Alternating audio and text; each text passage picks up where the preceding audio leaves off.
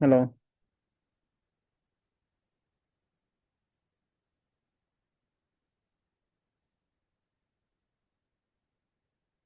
রিয়াদ শুনতেছো?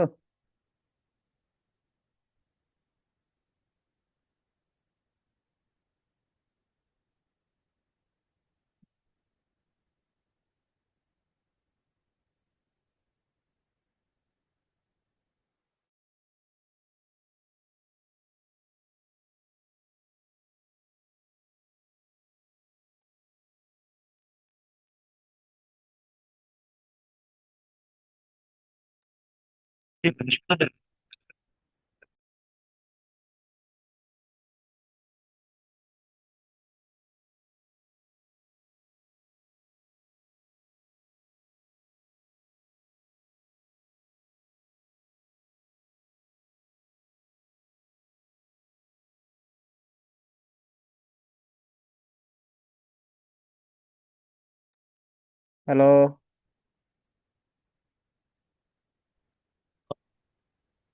জি ভাই, শুনতে তোমার নেটের সমস্যা? পাচ্ছি ভাই, একটু সমস্যা। ও আচ্ছা আচ্ছা আচ্ছা। আমি ভাবছিলাম আমারটা নেটের সমস্যা। আমি আবার ওয়াইফাই ডিসকানেক্ট করে ফোনের এমবি দিয়ে কানেক্ট করলাম আর কি।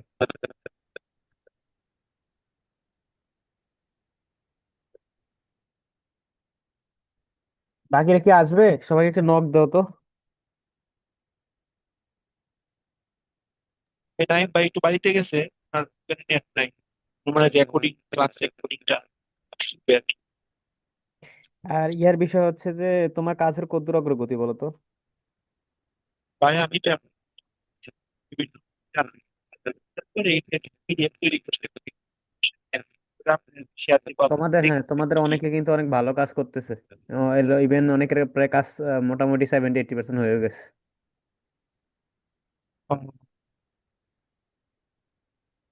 তবে আমাদের সামনে তো আমাদের বলতে পারি না এগুলোর জন্য রিপোর্ট পেতে এবং অনেক কিছু পেলে কথা বলতে। হুম। আচ্ছা, তোমার কথা মানে কেটে কেটে আসতেছে, শোনা যাচ্ছে না। হ্যাঁ, আমি লেকচারটা শেষ করি আজকেরটা করে, পরে তোমার ভিডিও আপলোড দিয়ে দিবনি। আর তোমরা কাজগুলো করে রাখিও আর কি। হ্যাঁ, আর যদি পারি তাহলে আগামীকালকে একটা ক্লাস নিব। কারণ আমি আবার প্রায় 10 দিনের মতো থাকবো না, আমি বাড়ি যাব, একটু কাজ আছে আমার, একটু ঢাকা দৌড়াদৌড়ি করতে হবে। তো এই তো সবকিছু মিলিয়ে হয়তো প্রায় 8-10 দিন সময় পাবো না। এই জন্য একটা ক্লাস কালকে নিয়ে নিব আবার। জানি তোমরা অনেকেই স্বাভাবিকভাবে বাড়িতে গেছো, তারপরেও আমার নিজের একটু ব্যস্ততা আছে, আমি নিজে এখনো বাড়ি যাই নাই। তো এই জন্য যেহেতু ফ্রি আছি এখন, নিতে পারবো। আর বাড়িতে গেলে তো জানো নেটওয়ার্কের সমস্যা থাকে, বা কাজ করবে না, অথবা শীতের মধ্যে বাইরেও যাওয়া সম্ভব না। আমার বাড়িতে আগে ওয়াইফাই ছিল, সেটা ডিসকানেক্ট করে দেওয়া হয়েছে। তার মানে এখন নেট দিয়ে চালানো লাগবে। আর নেট দিয়ে আবার রেকর্ড করতে গেলে সমস্যা, প্রপার যদি নেট কানেকশন না হয় রেকর্ড ভালো হয় না, এটা তো জানো। তো সবকিছু মিলিয়ে আমি হয়তো কালকে একটা ক্লাস নিয়ে মোটামুটি যাতে তোমরা পুরো মোটামুটি একটা ওভারঅল কাজ শুরু করে দিতে পারো। ঠিক আছে, পরে 8-10 দিনে মোটামুটি বাড়িতে গিয়ে নিজেদের যতটুকু পারো এনজয় করবো, পাশাপাশি কাজগুলো একটু করে রাখলে তোমাদের জন্য সুবিধা। তো এই জন্য নেক্সট ক্লাস কালকেই নিবো আর কি। হ্যাঁ? এখন আমি একটু স্লাইডটা আজকে যেটা করব না সেটা যেটা করব সেটা বলতেছি আর কি। আচ্ছা, মোস্ট প্রবলি আজকে আমাদের লেকচার ক্লাস 7 নাম্বার। হ্যাঁ, তো আমাদের টপিকস যে আমরা রিভিউ আর্টিকেল করতে গেলে আমরা কি কি করব না। হ্যাঁ, বা what not to do in a review article, আর রিভিউ আর্টিকেল লেখার সময় আমাদের কি কি জিনিসগুলো অ্যাভয়েড করা উচিত। ঠিক আছে। তো এখন দেখো, এটার লার্নিং অবজেক্টিভসটা কোন জায়গায় আছে। এর লার্নিং অবজেক্টিভস এই লেকচারের শেষে আমরা কি কি শিখতে পারবো, এটা লার্নিং অবজেক্টিভস। তো রিভিউ আর্টিকেল কিনা তা পরিষ্কার ভাবে বুঝতে পারবো, এটা আমরা যদি ক্লাসের পরে আর কি এসব জিনিস আমরা পরে দেখতে পারবো, স্কিপ করলাম। আচ্ছা, তাহলে রিভিউ আর্টিকেল কি জিনিস সংক্ষেপে। ঠিক আছে, রিভিউ আর্টিকেল বিদ্যমান গবেষণা সমালোচনা সমালোচনা বলো বা ক্রিটিসাইজ টাইপের কাজ আর কি, যে সমালোচনামূলক বিশ্লেষণ ও সিনথেসিস করা। ঠিক আছে, এটা কিন্তু কোনো এক্সপেরিমেন্ট না। আমি আবারও বলে দিছি যে এইটা কিন্তু কোনো প্রাইমারি ডাটা না। ঠিক আছে, প্রাইমারি ডাটা না, বা এটা আমাদের নতুন কোনো ফাইন্ডিংস আমরা নিয়ে আসতে পারবো না। আমাদের যেটা বলতে হবে সেটা টোটালি অন্য মানুষের উপর বেস করে বলা লাগবে। ঠিক আছে, তার মানে আমরা কোনো নতুন এক্সপেরিমেন্টও চালাবো না, ঠিক আছে? তার মানে আমরা শুধু অন্যজনের যে ডেটাটা থাকবে বা অন্য মানুষজন যে কাজগুলো করছে সেগুলোকে সবগুলাকে একসাথে নিয়ে এসে একটা যুক্তি দাঁড় করাবো যে এই জায়গাগুলোতে এই জায়গাতে গ্যাপ আছে, এটা নিয়ে আমরা কাজ করতে চাচ্ছি। মানে ওভারঅল একটা এফোর্ট দিয়ে সবগুলোকে কালেকশন করে সব তথ্যকে কম্পারিজন করে, যেটা বললাম যে ক্রিটিসাইজ মূলক একটা অ্যানালাইসিস হবে, সেইটাকে নিয়ে আমরা জাস্ট একটা আউটপুট নিয়ে আসবো, সেইটাই হচ্ছে রিভিউ আর্টিকেল। ঠিক আছে? তাইলে কি করা যাবে না, এটা কোনো নতুন এক্সপেরিমেন্ট না যে নতুন কিছু বের হবে, জিনিসটা এমন না কিন্তু। যেটা বলবো পরের কথা বলবো, অন্য মানুষের কথা বলবো। হ্যাঁ, আমরা ফিউচার ডিরেকশনের ক্ষেত্রে আমরা হচ্ছে ফিউচার ডিরেকশন, কনক্লুশন আর হচ্ছে অ্যাবস্ট্রাক্ট, এই তিনটা জিনিস কিন্তু নিজে নিজেই লিখে, আর বাকি মোটামুটি মোরালে সব জিনিস হচ্ছে রেফারেন্স দেই বা দেয়া লাগে, যেহেতু অন্য মানুষের কথা। ঠিক আছে? এখন আমরা যেই সব জায়গাগুলোতে মনে হয়েছে যে ডেটা হচ্ছে আনএভেলেবল বা হচ্ছে আমাদের রিসোর্সের ঘাটতি আছে বা হচ্ছে অনেক জায়গাগুলোতে খাস থাকে যে হচ্ছে স্পেসিফাই ভাবে কোনো ওই নির্দিষ্ট টপিক্সের উপরে কোনো কাজ নাই, ঠিক আছে, আশেপাশের অন্যান্য পেপার গুলাতে সমসাময়িক কাজ আছে, সেগুলো সবগুলো তথ্য ডেটাগুলো কালেকশন করে একসাথে নিয়ে আসা। ঠিক আছে? মানে অল্প অল্প যে তথ্যগুলো আছে সেগুলোকে একসাথে নিয়ে আসলে যাতে মানুষ বা আহ, ভবিষ্যতে যারা কাজ করবে তারা যাতে একটা পেপার ধরলেই বুঝতে পারে যে এটার মধ্যে পর্যাপ্ত পরিমাণে কি আছে, ইনফো আছে, যেমন এটা দেখলে আমরা পরবর্তীতে বাস্তবে ইমপ্লিমেন্ট করতে পারবো। ঠিক আছে? তো এখন দেখো, তাইলে আমরা হচ্ছে, তো জানলাম মোটামুটি যে আমরা হচ্ছে রিভিউ আর্টিকেলে কি করব, এটা আর নতুন কোনো এক্সপেরিমেন্ট পাবো না বা এক্সপেরিমেন্ট করবো না, সেটা জাস্ট প্রাইমারি ডাটাও থাকবে না, যে যেটা পাবো সেটা সেকেন্ডারি ডাটা। ঠিক আছে? এখন কি করা যাবে না এখানে, কি করা যাবে দেখো। তার মানে এটা হচ্ছে করা যাবে না, আর করা যাবে হচ্ছে বিগ পিকচার অ্যাড করতে পারো, ট্রেন্ড অ্যাড করতে পারো, গ্যাপ অ্যাড করতে পারো, ফিউচার ডিরেকশন করতে পারো। ঠিক আছে? এই জিনিসগুলো আমরা করতে পারবো। এখন রিভিউ আর্টিকেলে যে জিনিসগুলো করা যাবেই না একবারে, সেগুলোর মধ্যে প্রথম দেখো কি করা যাবে না। রিভিউ আর্টিকেলে হচ্ছে লেকচার নোট অথবা আমরা ক্লাস নোট অনেক, অথবা হচ্ছে যে যেই কথাগুলোর কোনো ভ্যালিডিটি নেই বা অথেন্টিক সোর্স নাই, ঠিক আছে, ওই ধরনের কোনো কিছু আমরা কি করব না, রিভিউ আর্টিকেলে ইউজ করবো না রেফারেন্স হিসেবে। যেটা আগেও বলছে, আমরা যদি রেফারেন্স দিই কোনো আমরা যে কাজগুলো করব সেগুলো কোন সোর্স থেকে নিতেছি সেইটার উপরে আমাদের পেপারের মান নির্ভর করবে। এখন আমরা যদি Q3 Q4 এর অথবা হচ্ছে এমন কোনো সোর্স নিলাম বা রেফারেন্স নিলাম যেটার কোনো সোর্স নাই, বা ওয়েবসাইট থেকে নিলাম যেটার 100% অথেন্টিকেশন নাই, সেই কাজগুলো হচ্ছে কি পেপারের গুণগত মানকে কমায় দেয়। ঠিক আছে? তাইলে আমরা সবসময় মাথায় রাখবো, আমি বারবার করে বলছি যে আমরা অ্যাটলিস্ট পিয়ার রিভিউ আর্টিকেল গুলোকে প্রায়োরিটি দিব, তারপরেও Q1 Q2 কে প্রায়োরিটি দিয়ে কাজ করা উচিত। ঠিক আছে? Q3 Q4 অনেক পিয়ার রিভিউ আর্টিকেল আছে। তো এখন তোমাদের ফার্স্ট প্রায়োরিটি দিতে হবে Q1 এ। Q1 এ যদি আমরা পর্যাপ্ত পরিমাণে কাজ না পাই তাহলে Q2 তে যাবো, Q2 তে না পাইলে Q3 তে যাবো। তবে আমি ব্যক্তিগতভাবে Q4 কোনো জার্নাল সাজেস্ট করি না আর কি। ঠিক আছে? তাহলে এটা করা যাবে না।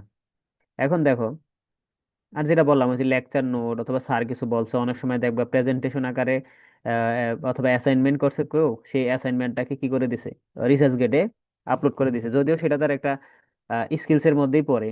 এখন সেটাকে সে মনে করছে যে আমাদের তো কিছু না, আমি দিয়ে রাখি।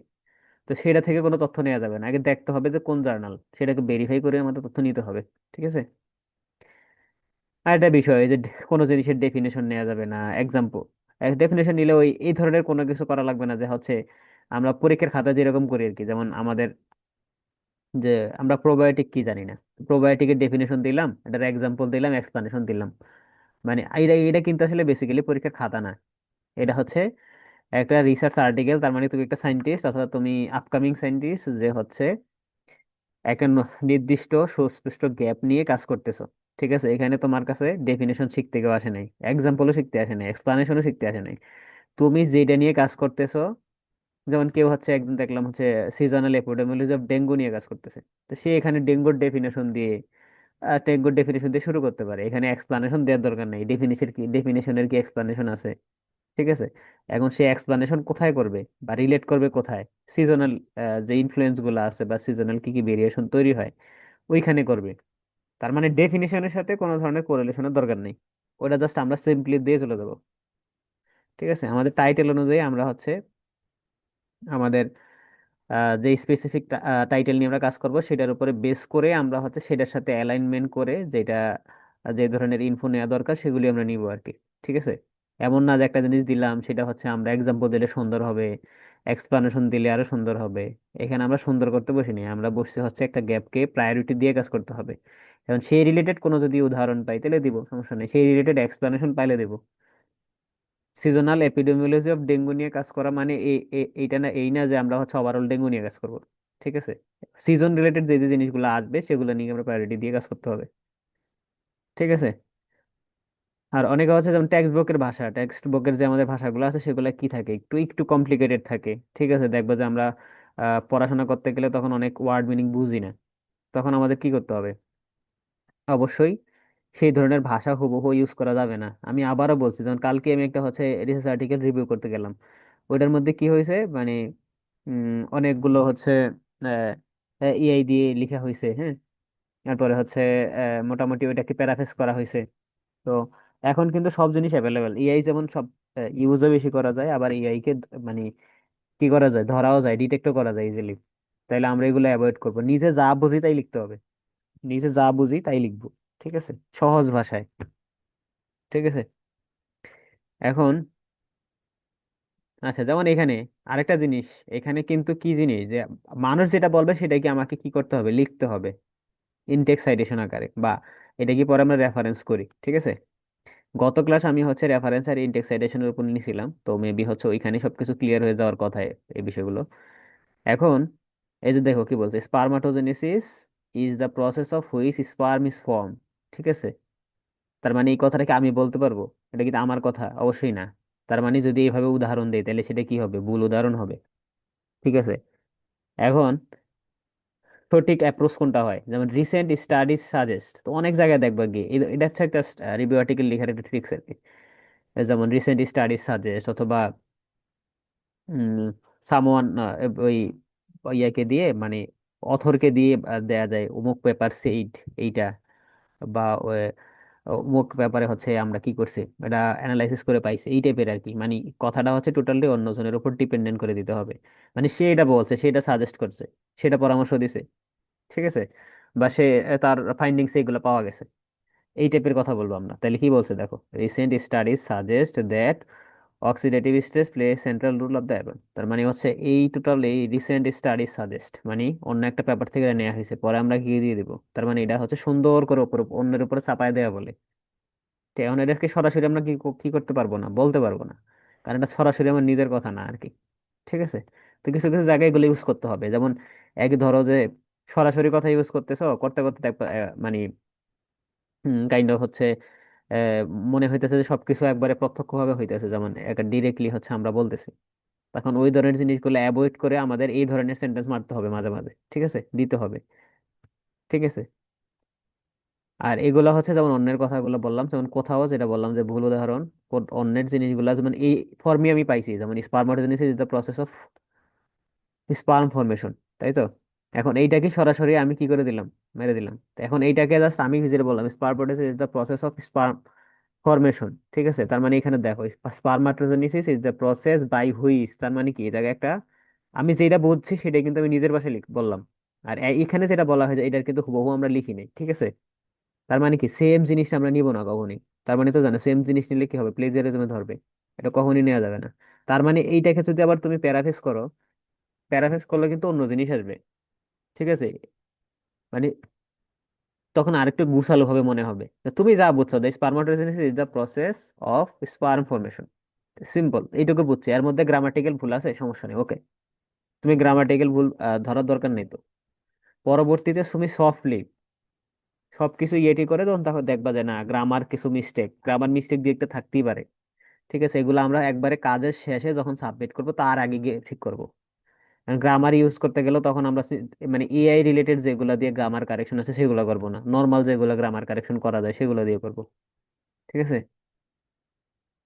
এখন তাহলে এই যে আরেকটা বিষয় হচ্ছে কপি পেস্ট বা প্যারাফ্রেজ অনলি করা যাবে না, যেটা মানুষ একবারে বেশি করে।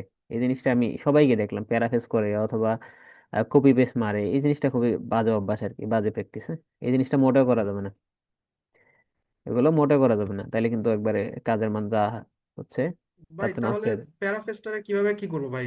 প্যারাফ্রেজ না করলে সেন্টেন্স ওভাবে লিখতে গেলেও আবার দেখি প্লাগরিজম ধরা খায়। এটা হচ্ছে নিজের মতো করে লিখতে হবে, যেটা বললাম যে স্পারমাটোজেনেসিস, এটা কি বলে দিলাম, is the process by which sperm is formed. এখন তুমি এই সেম জিনিসটাকে প্যারাফ্রেজ করো ওই গ্রামারলি দিয়ে, অথবা হচ্ছে ধরো কাইন্ড অফ কুইল বুট দিয়ে, তখন দেখবা যে অন্য একটা ফর্ম চলে আসবে। ঠিক আছে?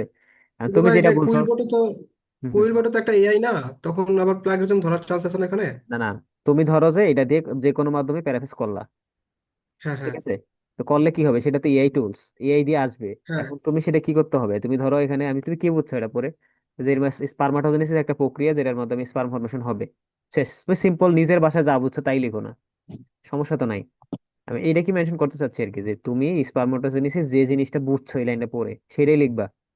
এখন তুমি যদি সেটা প্যারাফ্রেজ করো, তার মানে কি, সেটা তো তুমি যখন এআই দিয়ে ডিটেক্ট করবা তখন তো সরাসরি ধরা খাবা, তখন তো বিপদ। ওই যে কাজটা বলছিলাম দেখছি, সেই কাজে মনে হয় আমি এআই পাইছি হচ্ছে 47%, আবার বাকিগুলো হচ্ছে ঘুরে ফিরে মানে ইনডিরেক্টলি ইউজ করছে। ঠিক আছে? তো প্যারাফ্রেজ করবে সেটা নিজের ভাষায় যা বুঝবা সেটা লিখবা তুমি। এখন তুমি তো এইটা এমন না যে এই লাইনটা অনেক কঠিন আমি বুঝতেছি না, দরকার হলে এই লেখাটা তুমি কপি করবা। হ্যাঁ, আমাদের কিছু সেন্টেন্স আছে বা কিছু ওয়ার্ড মিনিং আছে, আমরা অনেক পেপারগুলোতে পড়তে গেলে আমাদের স্বাভাবিকভাবে যখন আমাদের ফিল্ডের বাইরে গিয়ে কোনো কাজ করি তখন সেগুলো মানে বুঝি না, তাই তো, বা অনেক মানে কঠিন সাইন্টিফিক ওয়ার্ড থাকতে পারে। তো সেটাকে তুমি সুন্দর করে বাংলা ট্রান্সলেট করো, করে লিখো, লিখে দেখলা, তারপর মানেটা বুঝলা, পরে তুমি লিখতে বসলা যে না আমি এইটাতে বুঝলাম বাংলাতে পড়ে, আমি ইংলিশ হতে পারতেছি না। এটা শুরুর দিকে হয় অনেকের, যদি সবার লাগে না, এটা করলে অনেক সময় লাগে।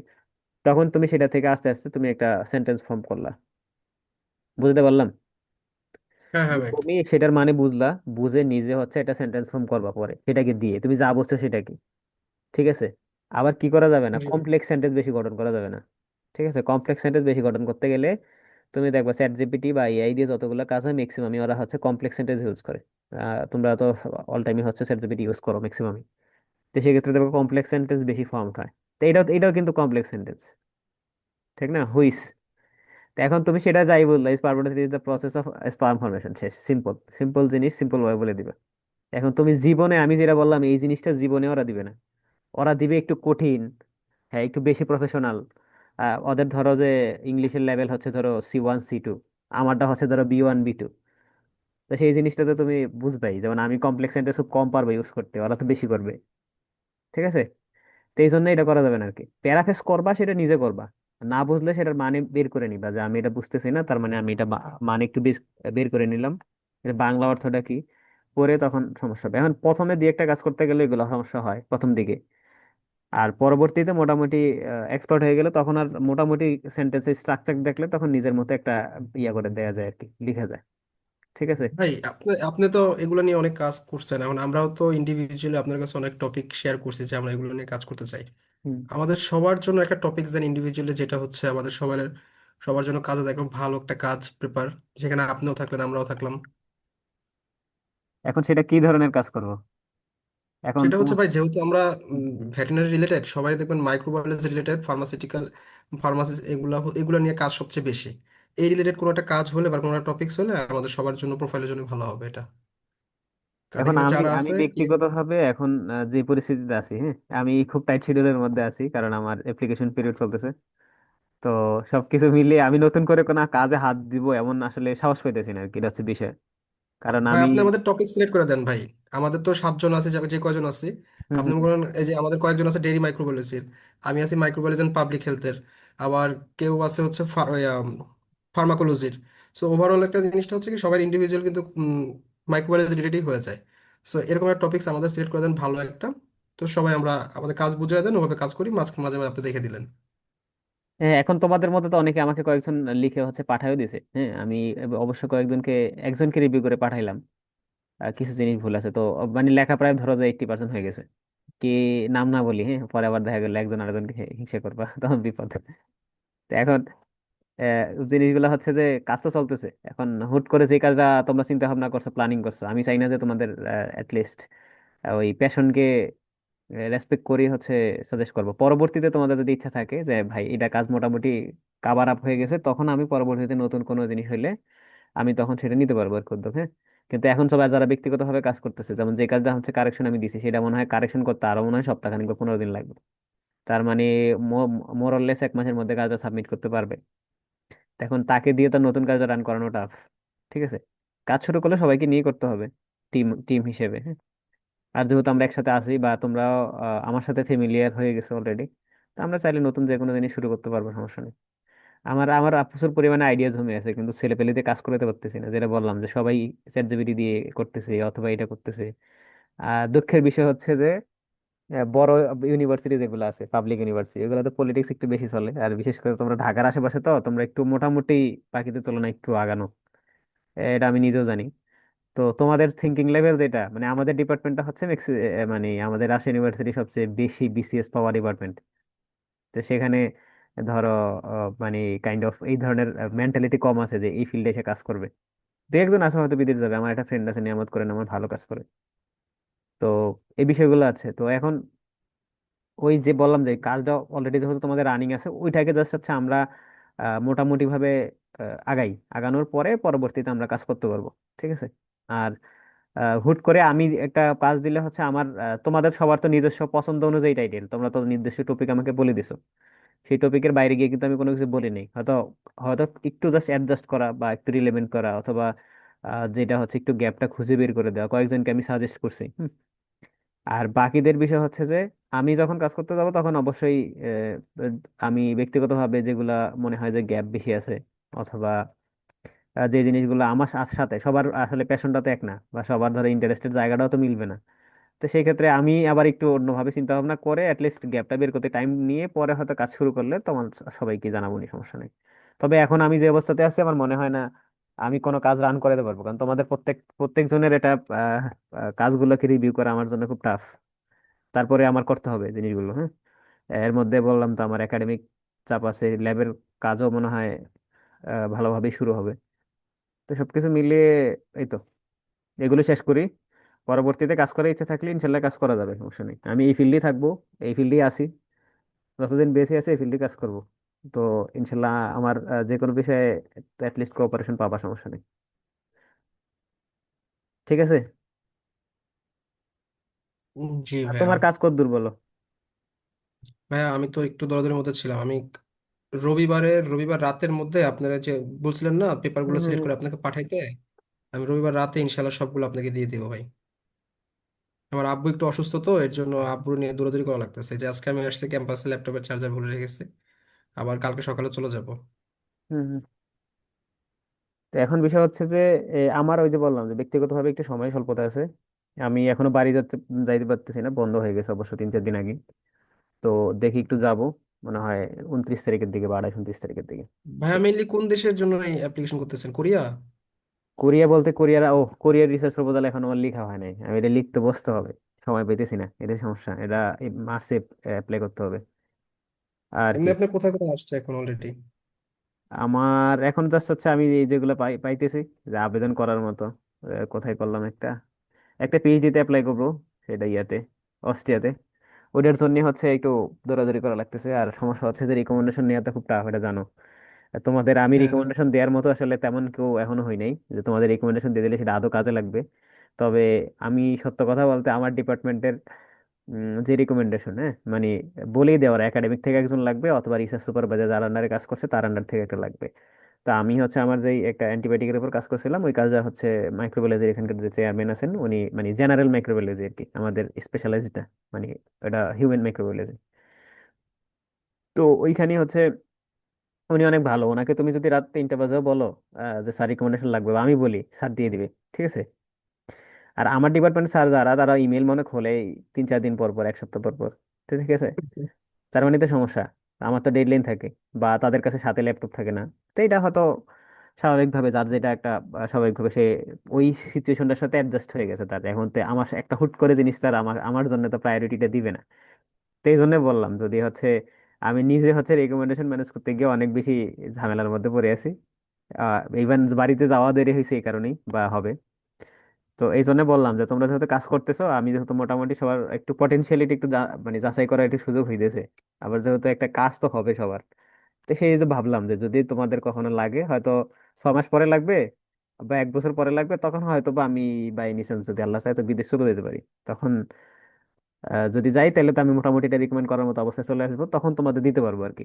কিন্তু এখন তো দেওয়া যাবে না, আমি নিজে এমএসসি স্টুডেন্ট, আমার তো শেষ নেই। ভাই বাইরে গেলে আমাদেরও নিয়ে যান, আমাদেরও লাইন গেট দেখায় দিয়েন ভাই।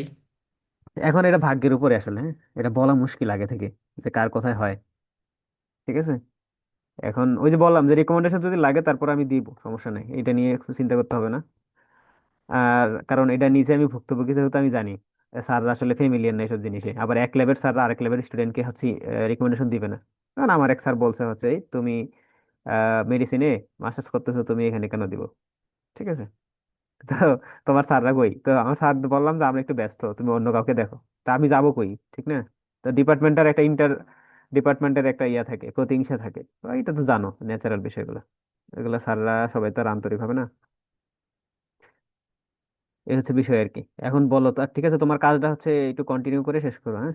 আর একটু আমি একটু জোর দিতেছি না কি জন্য, কারণ একটু এখন তো বন্ধ, সবাই একটু একাডেমিক চাপ থাকে, পাশাপাশি গবেষণার কাজটা তো বুঝতে পারছি। করতেছো। তো এখনো বেশি চাপ দিলে বলবে যে ভাই আমরা তো ছুটিও কাটাইতে হবে। ঠিক আছে। না না, আমাদের ছুটি নেই ভাই, যে আমি তো হচ্ছে ল্যাবে কাজ করে গতকাল গেলাম, তো হচ্ছে বাসায় এই অবস্থা, পরে হচ্ছে আজকে আবার একটু চার্জার নিতে আসলাম, রাতে যেতাম, আম্মু বললো যে রাত আসা লাগবে না, কালকে সকালে যা।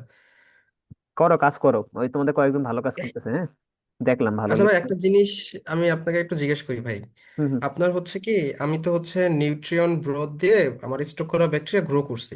হুম এখন আবার হচ্ছে কি, আমি ওই নিউট্রিয়েন্ট ব্রোথটা কন্টামিনেটেড কিনা এটা দেখার জন্য টেস্ট টিউবে শুধু হচ্ছে নিউট্রিয়েন্ট ব্রোথ নিছি, সবগুলো কিন্তু অটোক্লেভ করা, মানে অটোক্লেভ করে বের করছি, ড্রায়ারে দিয়ে শুকাইছি, তারপর ইউজ করছি।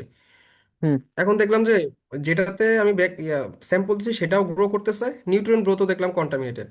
পরে আবার সেম কাজ করলাম, দেখলাম যে সেম নিউট্রিয়েন্ট ব্রোথও কন্টামিনেটেড, মানে গ্রো দেখাইছে বোঝা যাচ্ছে, স্যাম্পলও গ্রো করছে নিউট্রিয়েন্ট ব্রোথের মধ্যে। এখন আমি বুঝতেছি না ওর প্রবলেমটা কোথায়। এখন আমি যদি ওই স্যাম্পল নিয়ে যদি ডিএনএ এক্সট্রাকশন করি, ডিএনএটা পাই, ওইটার মধ্যে ইকোলাই আছে, কিন্তু পিসিআর রান করার পর কি ইকোলাই আসবে নাকি হচ্ছে ফলস রেজাল্ট দিবে? ফলস রেজাল্ট হওয়ার সম্ভাবনা আছে, মনে হয় আর কি যতটুকু। কারণ কিন্তু ইকোলাই আছে, মানে মনে করেন এসটিএক্সএন, যদি আমি মানে শিগার টক্সিনের একটা ইয়ানি প্রাইমার নিয়ে কাজ করি, তাহলে ওইটা তো শুধু ইকোলাইকে ডিটেক্ট করবে। এখন ওই স্যাম্পলের মধ্যে যদি ইকোলাই ডিএনএ থাকে, হুম তাহলে হুম। ওইখানে ডিটেক্ট করা উচিত না? করা উচিত। এখন আসলে আমরা যেই জিনিসগুলো নিয়ে কাজ করছি, মানে এখন পর্যন্ত সবচেয়ে বেশি ডায়াগনস্টিক ভাবে সবচেয়ে বিশ্বস্ত মাধ্যম তো আর্টিফিশিয়াল, তাই তো। এখন সেটা যে কোনো কারণেই মেশিন, তো সেটা যে কোনো কারণেই রান করতে পারে। যেমন আমি নিজে হচ্ছে একটা কাজ করলাম, আমার একবারে ওইটা স্পেসিফিক আছে মানে অর্গানিজম, আমি জানি যে ওটা হচ্ছে আইসোলেশন ইয়া করলে, আর্টিফিশিয়াল করলে হচ্ছে আসবে, কিন্তু সেটাও ফলস দেখাইছে। এমন আমি সিবাসের একটা কাজ করছিলাম, তো সেটা তেমন হয়েছে। আবার আরেকটা কাজ করছে হচ্ছে তোমার ওই ফার্টিলিটি জিন নিয়ে একটা কাজ করছিলাম, হ্যাঁ। তো ওইটা ফার্টিলিটি জিনটা হচ্ছে, তখন আমরা জানি যে মোটামুটি পাওয়া একটা কোরিলেশন পাওয়া যাবে, কিন্তু পাওয়া যায় নাই। তো এখন এগুলো যে কোনো কারণে আসতে পারে, অথবা আমাদের হয়তো প্রসিজারে একটু সমস্যা হয়তো বা, অনেক সময় এই যে যেমন বললাম যে যে কোনো কারণেই ফলস আসতে পারে, এটা আসার সম্ভাবনা থাকে। কারণ এগুলো তো আসলে একবারে নিখুঁত না আসলে, যে কোনো কারণে যে কোনো মাধ্যমে পরীক্ষা নির্ভুল বা আসার নাও আসতে পারে আর কি। তবে আসবে, তোমার লজিক অনুযায়ী বা আমরা যতটুকু বুঝি যে লিস্ট যদি অর্গানিজম থাকে তাইলে সেটা অবশ্যই আরটিপিসিআর আসার কথা আর কি। ঠিক আছে। হ্যাঁ ভাই, তবে বুঝতে পারছি ফলস ভাই। ফলস আসারও চান্স আছে। এমন না যে এগুলো একবারে নিখুঁত 100%, যে আমরা ফলস মানে নাও আসতে পারে, কিন্তু আসবে, আসার চান্স আছে। আর ওই যে কোনো আমরা এক্সপেরিমেন্ট করতে গেলে এটা 100% সফল হবে, এই জিনিসটা আমরা চিন্তার বাইরে নিয়েই করতে হবে, হয়তো আমরা সেটা যে যতটুকু এক্সপেকটেশন থাকে ততটুকু এক্সপেকটেশন ফুলফিল নাও হতে পারে। ল্যাবের এক্সপেরিমেন্ট গুলো এমন হয় স্বাভাবিকভাবে। ঠিক আছে, আর আমরা আসলে অত প্রোটোকল মেনটেন করি না আসলে, যতটুকু প্রোটোকল মেনটেন করা দরকার ল্যাবে, অত প্রোটোকল কিন্তু কোনো জায়গায় মেনটেন হয় না, বিশেষ করে বাংলাদেশের পার্সপেক্টিভ থেকে আর কি। তো সেখানে ফলস আসাটা স্বাভাবিক, না হতাশ হওয়ার কিছু নেই। ঠিক আছে।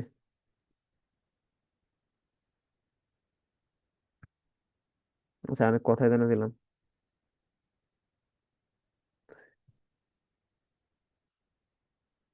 আমরা স্লাইডে ছিলাম মনে হয়। আচ্ছা, হ্যাঁ, এখানে আসি। আমাদের মনে হয় 10 মিনিটের মতো টাইম আছে আর, তোমরা দেরি করে জয়েন করছো একটু, এই জন্য টাইম চলে যাচ্ছে। আচ্ছা,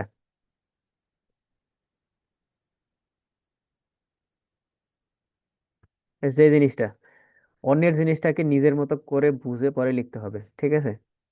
এই যেমন অন্যের জিনিসটাকে ঘুরায় পেঁচায় লিখে না আমরা, যে বল এখন কি করা যাবে না, দেখো অন্যের যে পেপার গুলো আছে সেগুলাকে কি করা যাবে না, ঘুরায় পিছিয়ে লেখা যাবে না, তোমার নিজে যা বুঝছো সেটাই লিখতে হবে। ঠিক আছে। আর রিভিউতে 3টা জিনিস থাকবে, রিভিউ 3টা জিনিস গুরুত্বপূর্ণ। এখন এই 3টা জিনিস কি বলো? প্রথম জিনিসটা হচ্ছে কম্পেয়ার করতে হবে। কম্পেয়ার মানে কোনো জিনিসের, ধরো একটা নিয়ে আমি কাজ করতেছি, সেটার সিমিলারিটিস কি কি জিনিস আছে সেটার একটা কম্পারিজন চার্ট দিবা, টেবিল আকারে দিবা যে এই সেই জিনিসগুলো সিমিলারিটিস আছে। কন্ট্রাস্ট মানে বিপরীত টাইপের যে জিনিসগুলো আছে সেগুলো নিয়ে আমরা চার্ট দিতে পারি। ঠিক আছে। ক্রিটিক মানে হচ্ছে কি, সমালোচনামূলক যে ধরনের পার্থক্যগুলো আছে সেগুলো আমরা তুলে ধরতে পারি, যে এইগুলা নিয়ে কি আছে, বিতর্ক আছে, বা এই জিনিসগুলা এই এই মানুষজন এটা বলছে, এই মানুষগুলো এটা বলছে, তার মানে এটাতে এখন পর্যন্ত 100%। আমরা আসলে বেসিক্যালি এই টাইপের কাজ নিয়ে কাজ করি, মানে এই ধরনের কাজকেই ফোকাস করে আমরা কাজ করতে হয়, যে সমালোচনামূলক আমাদের যে দৃষ্টিভঙ্গি আছে, কোন জিনিসটাতে বিতর্ক আছে, সেই জিনিসগুলো নিয়ে তো আমরা রিভিউ আর্টিকেলে কাজ করি। ঠিক আছে, অথবা কাজ হয় না এই টাইপের। ঠিক আছে। তার মানে তিনটা জিনিস মাথায় রাখতে হবে। কম্পারিজন করবা সিমিলারিটিস গুলা, কম্পারিজন করবা ডিসিমিলারিটিস কি কি আছে সেগুলো, আর সমালোচনামূলক যে জিনিসগুলো আছে সেগুলোকে দিয়ে একটু মোটামুটি মোরলেস একটা চার্ট তৈরি করবা। ঠিক আছে। আর তোমাদের ওই যার যে ফ্রেন্ড কাজ কাজ শেষ হয়েছে ওইগুলো আমি আরেকটু ওকে কারেকশন দিছি, কারেকশন শেষ হয়ে যদি আমাকে পাঠায়, আমি ওটা ধরেও যদি পারমিশন দেয় সে, কারণ যেহেতু ব্যক্তিগত কাজ ওদের, তো এই কাজগুলো পাবলিক করলে তোমাদের স্বাভাবিকভাবে, যেহেতু আমরা আবার ভিডিও করে রেকর্ডও করে রাখি, তো জিনিসগুলো পাবলিকলি গেলে অনেকেই স্বাভাবিকভাবে ওই ধরনের কাজ হয়তো পাবলিক করে দিতে পারে বা পাবলিশ করে দিতে পারে। তো এই জন্য সে সে যদি পারমিশন দেয় তাহলে আমি হয়তো বা ওইটা দেখে বুঝাইতে পারবো আর কি। ঠিক আছে। আর পেপার বাই পেপার কি করতে, সামারি লেখা যাবে না। ঠিক আছে, যেমন একটা পেপার পড়লাম, অনেকে আবার এটা করে, হ্যাঁ? এই যে একটা পেপার পড়লাম, অ্যাবস্ট্রাক্টটা নিলাম, নিয়ে হচ্ছে চ্যাট জিপিটিকে দিলাম, দিয়ে বললাম এটা স্ক্যান করো, করে হচ্ছে কি করো। ঠিক আছে, যে এটার সামারি কি আছে, সেই সামারি থেকে লাইন নিয়ে সেটা আবার কি করলা, তুমি নিজের পেপারে লিখলা। এই ধরনের কিন্তু করা যাবে না।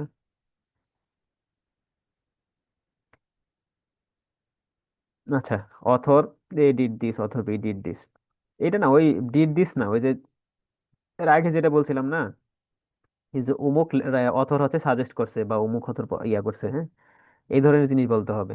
ওই ডিড মিড এইসব জিনিস একটু একবারে এগুলো একটু বেসিক লেভেলের ইংলিশ, এত বেসিক লেভেলের ইংলিশ দিয়ে আবার কি হবে না, গবেষণা হয় না। ঠিক আছে, একটু মোটামুটি পাস্ট টেন্স ইউজ করবো আর কি, ডিড তো একবারে বেসিক লেভেলের জিনিস, জিনিসপাতি। আচ্ছা, এখন তাইলে হচ্ছে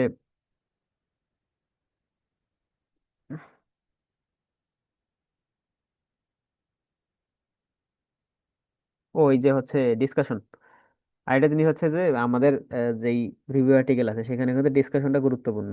এখন বলতে পারো যে ভাই এখানে তো ডিসকাশন নাই, আমরা কিন্তু স্পেসিফিক ভাবে কোনো ডিসকাশন লিখি না। ঠিক আছে, যেটা আমরা কোথায় লিখি, যে আমরা সার্ভে রিলেটেড কাজ করতে গেলে লিখি, অথবা আমরা হচ্ছে ল্যাবের কাজ করতে গেলে লিখি। এখানে ডিসকাশন নেই, এখানে ওই ইন্ট্রোডাকশনের পরে যা যা আছে সবই তো ডিসকাশন। তুমি ডিসকাশনের মধ্যে যা যা জিনিসগুলো দাও, কম্পারিজন করা, ওই কম্পারিজন গুলো করবা চার্টের মাধ্যমে, ডিসকাশন আকারে। ঠিক আছে। আর আমাদের অবশ্যই ওই 100 সাইটেশন যাওয়ার দরকার নেই, আমি বলছিলাম যে মোটামুটি 50 থেকে 60, এটা হচ্ছে একটা স্ট্যান্ডার্ড রিভিউ আর্টিকেলের জন্য। ওই স্ট্যান্ডার্ড মাপকাঠির মধ্যে 45 থেকেও নিতে পারো, এর মধ্যে হচ্ছে সাইটেশন গুলো রাখতে হবে। আর বারবার করে বলতেছি, তোমরা অবশ্যই সাইটেশন যখন সাইট যখন করবা বা রেফারেন্সিং দিবা, সেগুলো তো অবশ্যই Q1 Q2 কে প্রায়োরিটি দিয়ে করিও, কারণ এটার উপর ডিপেন্ড করবে তোমার পেপারের মান কেমন হবে। হ্যাঁ। আচ্ছা ভাই, Q1 Q2 কোন পাশে লেখা থাকে এটা? আমি তো জাস্ট জার্নালের নাম দেখি। জার্নালের আমি হচ্ছে ওই যে আমি একটা সেট আপ করে রাখছি আমার ইয়েতে, ওইটাতে হচ্ছে Q1 Q2 সহ একবারে আসে। দেখাইছি মনে হয় তোমাদের নাকি, দাঁড়াও দেখাই। এই কই রে ভাই। ভাই গুগল স্কলার্সে তো পাওয়া যায় না? হ্যাঁ, এটার উপর আমি একটা ক্লাস নিব, দাঁড়াও wait, কোথায় আছে এটা, এই যে এখানে। আচ্ছা, এটা তারপর আমি স্যাররা আমি অনেকে আমি বলে যে, আমি হচ্ছে অন্য একদিন এটার উপর একটা লেকচার নিব, নি সমস্যা নেই, মানে ওই সেট আচ্ছা আপ ঠিক করার আছে, জন্য। আচ্ছা, আর ঠিক হচ্ছে আছে। আর আরেকটা বিষয় হচ্ছে, আমাদের কিন্তু আমি যতটুকু ও, মোটামুটি হচ্ছে অ্যানালাইসিস করছি, তোমাদের মোরলে সব টপিক্সের উপরই ক্লাস ক্লাস হয়ে গেছে, হ্যাঁ? বাকি তেমন নাই। মানে মোটামুটি লেখার মতো একটা ইয়ে হয়ে গেছে, আইডিয়া হয়ে গেছে। এখন তোমাদের যদি স্পেসিফিক কোনো টপিক্সের উপর কারো ক্লাসের প্রয়োজন হয়, তা আমাকে একটু জানাইতে হবে যে ভাই এই টপিক্সের উপর ক্লাস নিলে হয়তো বা সুবিধা হবে। ঠিক আছে, অবশ্যই পেপার রিলেটেড কোনো কিছু আর কি। ঠিক আছে, তখন আমি ওই রিলেটেড কোনো কিছু নিয়ে অবশ্য ক্লাস নিবো আর কি। হ্যাঁ, আর আমাদের মনে হয় মোস্ট প্রবাবলি, আমি ইয়াকে বললাম, তোমরা তখন ছিলে না মনে হয়, আমি হচ্ছে আগামীকালকে একটা ক্লাস নিব, কারণ আগামী সপ্তাহে আমি মনে হয় 29 তারিখের দিকে একটু বাড়ি যাব, তো 8-10 দিন আমাকে হয়তো অ্যাভেলেবেল পাবা না, বাড়ি গেলে তো নেটওয়ার্কের সমস্যা। ঠিক আছে, বিশেষ করে রেকর্ড করতে অনেক ঝামেলা হয় নেটওয়ার্কের কারণে, তো যেহেতু অনেকেই ক্লাসে অ্যাক্টিভ থাকতে পারে না, তো রেকর্ড তো আমি দিয়ে দিই। তো এই জন্য তোমরা একটু কষ্ট করে কালকে একটা ক্লাস করো, তাহলে মোটামুটি তোমরা এই বন্ধের ছুটিতে হচ্ছে লেখাটা একবারে মোটামুটি কমপ্লিট করে ফেলতে পারবা, অথবা একটা শেপে নিয়ে আসা যাবে আর কি।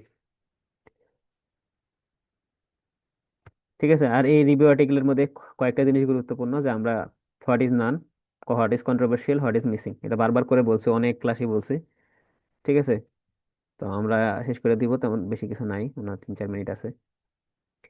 আর হচ্ছে এই যে নিজের অপিনিয়ন কি করা যাবে না, এভিডেন্স হিসেবে ব্যবহার করা যাবে না। তুমি একটা জিনিস মনে করছো, আই থিংক, আমি, ইট ইজ অবভিয়াস, এই টাইপের কোনো কথাবার্তা বলা যাবে না আর কি। যে আমি এটা মনে করি, তুমি কি মনে করলে সেটা কারো যায় আসে না। ঠিক আছে, অন্যজন কি মনে করতেছে, তার এখানে পেপারের মধ্যে, সেটা ল্যাবের কাজ করছে অথবা সার্ভের কাজ করছে, সে কি মনে করছে, তার ফাইন্ডিংস বলবে সেটা করতেছে। তুমি বলবা না, সবসময় বলবা যে তার ফাইন্ডিংস এটা বলছে, তার সেটা, সেটাই আমরা বলতেছি। ঠিক আছে, আর এভিডেন্স ছাড়া কোনো কথাবার্তা বলা যাবে না আর কি। ন্যারো অ্যান্ড র্যান্ডম স্কোপ রাখা যাবে না। টপিক খুব ছোট হবে, মিনি রিভিউ না হলে। আচ্ছা, টপিক খুব ছোট করার দরকার নাই, এটা জাস্ট করা যাবে না আর কি। লজিক্যাল ফ্লো নাই এমন কোনো কিছু করা যাবে না। ঠিক আছে। ভাই একটা কোশ্চেন জিজ্ঞেস করি। হুম হুম হুম, শিওর, বলো। আমি যখন কোনো আর্টিকেল পড়ি, তখন দেখা যাচ্ছে যে কোনো আর্টিকেলের মাঝখানে ওই পেপারটা হচ্ছে অন্য একটা পেপার থেকে নিচ্ছে। হুম হুম তখন হচ্ছে নাম্বার দেওয়া থাকে, নাম্বারটা হচ্ছে কি আপনার হচ্ছে রেফারেন্সে দেওয়া থাকে। হুম হুম। এখন ওই আর্টিকেলটা যদি সেমটা যখন কপি করে আমি সার্চ করি, তখন ওই ফাইলটা আসে না। এইটা কিভাবে কি করা যায়? এখন হচ্ছে এই ধরনের সিচুয়েশন মাঝে মাঝে পড়া লাগে, তো আমরা হচ্ছে যে জিনিসটাতে ধরো ওই জিনিসটাই নিব, যে ধরো এই জিনিসটা হচ্ছে সে যেখান থেকে রেফারেন্স নিছে, ধরো যে সেই কাজটা অনেক আগের কাজ, তখন তুমি কি পাবা না, সেই কাজটা খুঁজে পাবা না হয়তো। আগে কিন্তু ডিওআই ছিল না। ঠিক আছে, ডিওয়াই না থাকলে কিন্তু পেপার এভাবে খুঁজে পাওয়া যায় না, তো জানো এটা হচ্ছে একটা পেপার খুঁজে পাওয়ার একটা ইউনিক একটা আর কি ক্যারেক্টার। তো এখন সেই ক্ষেত্রে আমরা যেটা করতে পারি, যে যেই পেপারটা মোটামুটি এটা ভালো জার্নাল থেকে পাবলিশ হয়েছে, এই তথ্যটাই ওই জার্নালে আছে, ধরো কিউ1-এ আছে, অথবা সেটার মোটামুটি মোরলেস অন্যান্য কাজের থেকে ধরো একটা, এই তথ্যটা কিন্তু অনেক জায়গায় তুমি পাবা। ঠিক না, যে তুমি একটা পেপারে পাইছো জিনিসটা এমন না, অনেকগুলো পেপারই পাবা, কিন্তু ওইখানে দেয়া আছে, কিন্তু যে কোনো কারণে হয়তো বা সেখানে আমরা পাই নাই মেইন যে পেপারটা। তাহলে তুমি এমন একটা পেপার থেকে নিবা যে ব্যাপারটার মোটামুটি একটা ভালো জার্নালে পাবলিশ করা, ইভেন এটা মোটামুটি সাইটেশন আছে, তার মানে কি সেটা ওটা বিশ্বস্ত বলা যাবে আর কি, মানে তার ছোট ভাই আর কি। ঠিক আছে, এই তথ্যটা অনেক ব্যাপারই থাকবে, তবে এমন কাউকে ক্রেডিটটা দিবা যে ক্রেডিটটা হচ্ছে একটু ভালো মানুষ পায়, মানে কিউ1-এ পায় বা কিউ2 পায়। ঠিক আছে, তুমি সেখানে থেকে দিতে পারো। এখন ওই জিনিসটাই তুমি অ্যাবস্ট্রাক্টে গিয়ে পাবা হয়তো বা। ঠিক আছে, তুমি একটা জি জিনিস ভাই, বুঝতে লিখলা ধরো, পারছি। সেটাই দেখবা যে ঘুরে ফিরে হচ্ছে কি থাকবে, তুমি যাই লিখছো কাজের, তাহলে সারমর্ম আমরা কোথায় পাবো, অ্যাবস্ট্রাক্টে পাবো। ঠিক আছে, তো এই তুমি দেখবা যে হচ্ছে অ্যাবস্ট্রাক্টের মধ্যে এটা আছে। এখন অ্যাবস্ট্রাক্টে কেউ যখন কোনো একটা কথা লিখে, তার মানে সে নিজেই লিখে, সেটা স্ট্রং যুক্তি দিয়ে লিখে যে আমি এটা লিখছি বা এটা করছি, এটা পাইছি। ঠিক আছে, যদি অ্যাবস্ট্রাক্ট থেকে বিশেষ করে ল্যাবের যে কাজগুলো আছে সেগুলোর থেকে সরাসরি নেওয়াটা বেটার আর কি। আচ্ছা যাই হোক, এখন আমাদের মনে হয় 1 মিনিট আছে, কেটে যাবে। আমি এখানে সবকিছু বাংলাতেই লিখে দিছি, পাশাপাশি হচ্ছে মোটামুটি বুঝবা। এই তো, গুড লিডের রিভিউ আর্টিকেলে কি কি জিনিস থাকে, কনসেপচুয়াল, স্ট্রং কনসেপচুয়াল ফ্রেমওয়ার্ক থাকবে, ক্লিয়ার থিমেটিক স্ট্রাকচার থাকবে। কেটে যাবে মনে হয়, আমি ভিডিও আপলোড করে দেবনি। আর কালকেই 10টা বাজে আবার সবাই অ্যাড যুক্ত হয়ে যাবে, 10টা বা 9টা, আমি জানাই দেবনি, সমস্যা নেই। ব্যালেন্স রাত। ক্রিটিক্যাল, হ্যাঁ ক্রিটিক্যাল টোন থাকবে, আর ক্লিয়ার ফিউচার রিসার্চ রোডম্যাপ থাকবে। যারা কাজ শুরু করো নাই তাড়াতাড়ি কাজ শুরু করো, হ্যাঁ। কমন স্টুডেন্ট মিস্টেক যেগুলো করে, সহজ সহজ লেখা মনে করা। ঠিক আছে, আর লেকচার বা ওই সুপারভাইজার থেকে নোট টোট নেয়।